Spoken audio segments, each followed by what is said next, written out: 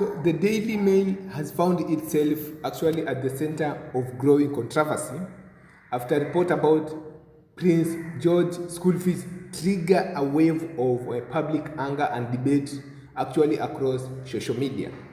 So what began as a discussion about royal privilege quickly evolved into a much larger conversation about media responsibility, accuracy, and the lasting impact of viral headlines. Actually, the controversy started when a widely circulated report stated that Prince George's school fees were €10,669 per term. The figure immediately grabbed attention and generated strong reaction from readers who were already frustrated by ongoing concern about economic pressure facing actually ordinary families.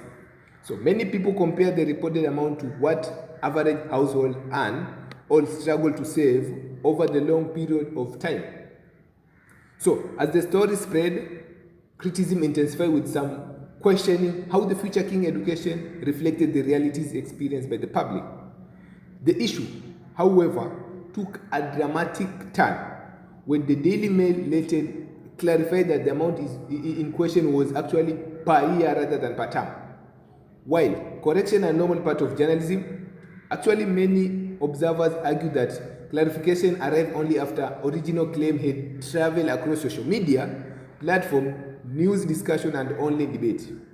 For critics, the damage had already been done, and the original figure has created a powerful narrative that fueled outrage and strengthened existing criticism of the royal family. So by the time correction appeared, actually countless people had already formed opinion based on the earlier report. So this led many online commentators to question why greater care had not been taken before publishing claim that was likely to attract widespread attention. So the controversy also reignited discussions surrounding Prince William, the image of the modern monarchy. Although Prince George himself is a child and not responsible for media reporting, so the debate quickly expanded into the broader question about privilege, public perception, and how the royal family is presented to the public. So critics argue that the story involving royal finances often attract intense scrutiny because they touch on deeper concern about inequality. So actually when headline suggests extremely high costs connected to members of the royal family, public reaction can be swift and emotional. In this case, the reported fee became a symbolic for wider frustration regardless of whether the figure was ultimately accurate. Actually, many people pointed out that the correction did not receive nearly the same level of attention the original headline did. And this is a recurring criticism directed at the section of the media industry. Sensationalism claims often spread rapidly because they generate clicks, share, and engagement. Correction, on the other hand, frequently struggle to reach the same audience. So, as the result, critics accuse the Daily Mail of contributing to a circle where dramatic narrative gained traction first, while factual clarification arrived later, after public opinion has already been influenced. So, the backlash was particularly severe because trust in traditional media has become increasingly important issue. Across many countries, audiences are questioning whether major publications are prioritizing accuracy or pursuing attention-grabbing headlines designed to maximize engagement. For those already skeptical of tabloid journalism, the school fee controversy became another example of why stronger editorial standards are needed. So, online discussion quickly filled with accusations that the publication had failed in its responsibility to verify information before presenting it to readers. And actually, some argue that journalists should be held accountable when significant factual errors appear in widely distributed reports.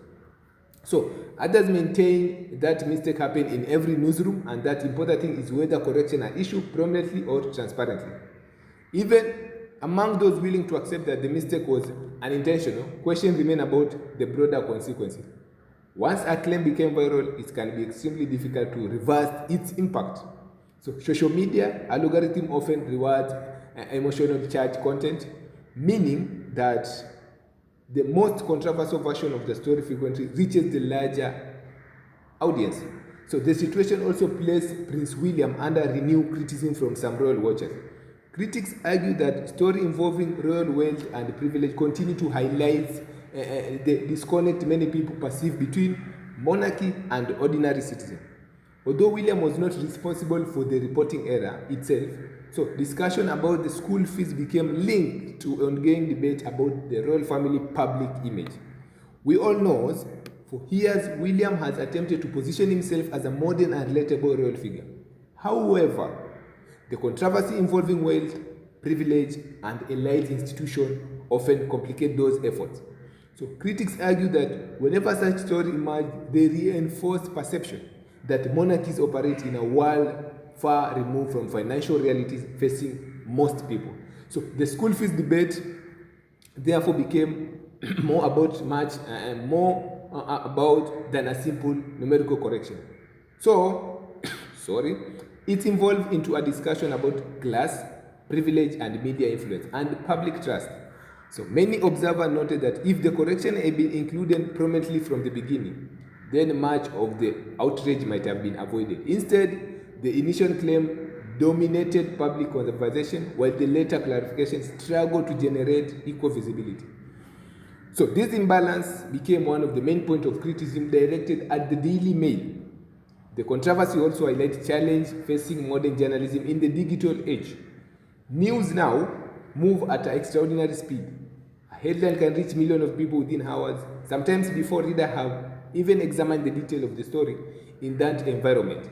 Accuracy becomes even more important because error can spread just as quickly as fact. So critics argue that media organizations should recognize the power they hold in shaping actually public opinion. So when reports involve public figure, institution, or controversial subject, the responsibility to ensure accuracy becomes even greater. Single misleading claim can influence discussion far beyond the original article. As the debate continues online, the Daily Mail remain actually under pressure from those who believe the publication should have handled the story more carefully from the start. So critics maintain that correction does not erase the impact of original report, especially given how widely it circulated before being amended. For Prince William, the controversy adds to ongoing challenge surrounding public perception. Even when issues actually originate with media coverage rather than royal action themselves, discussion about privilege can quickly become attached to the monarchy. That dynamic ensures that stories involving royal finances will continue to attract intense public attention. So, whether people view the incident as an honest mistake or a significant media failure, one thing is clear. The controversy has reignited serious questions about the responsibility of major news outlets and lasting consequences that can result when accuracy falls behind attention-grabbing headlines. Thank you guys. Don't forget to subscribe, like, share, and comment.